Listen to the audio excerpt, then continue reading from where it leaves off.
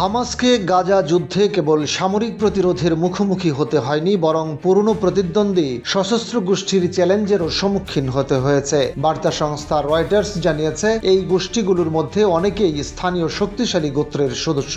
যুদ্ধবিরতি শুরু হওয়ার পর হামাস নিজের নিয়ন্ত্রণ পুনঃপ্রতিষ্ঠার চেষ্টা করেছে। ধ্বংসপ্রাপ্ত ভূখণ্ডে সাময়িক নিরাপত্তা নিশ্চিত করতে এবং বিরোধীদের দমন করতে হামাস ব্যাপক অভিযান চালায়। এতে ডজনখানেক বিরোধী নিহত হয়।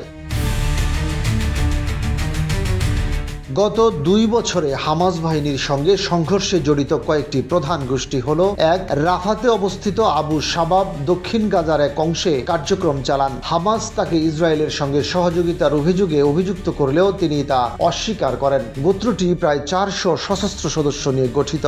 2. গাজার বৃহত্তম ও শক্তিশালী গোত্রগুলোর মধ্যে দগমুশ অন্যতম।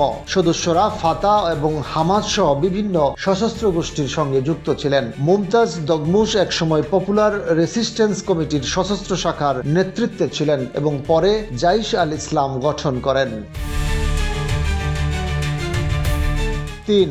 দক্ষিণ গাজার খান ইউনিসে অবস্থিত আল মাজাইদা গোত্র বৃহৎ গোষ্ঠী সাম্প্রতিক মাসগুলোতে হামাস যোদ্ধাদের সঙ্গে সংঘর্ষে জড়িয়েছে। হামাসের অভিযানে গুলি বিনিময় ও হতাহতের ঘটনা ঘটে। গোত্রের নেতা পরে সোশ্যাল মিডিয়ায় হামাসের নিরাপত্তা অভিযানে সমর্থন জানিয়েছেন। 4. গাজা সিটির সেজাইয়া এলাকায় অবস্থিত রামি হেলিস গোত্রের একজন জ্যেষ্ঠ সদস্য রামি হেলিস সেজাইয়ার আরেকটি প্রধান গোত্রের শীর্ষস্থানীয় আহমেদ জুন্দিয়ার সঙ্গে মিলে একটি নতুন গোষ্ঠী গঠন করেছেন। তারা হামাসের বিরুদ্ধে কাজ করছে, বিশেষত ইসরায়েলি নিয়ন্ত্রণাধীন এলাকায়। এই 4 গোষ্ঠী হামাসকে অভ্যন্তরীণভাবে চ্যালেঞ্জ দিচ্ছে এবং নিজেদের এলাকায় ক্ষমতা প্রতিষ্ঠার চেষ্টা চালাচ্ছে।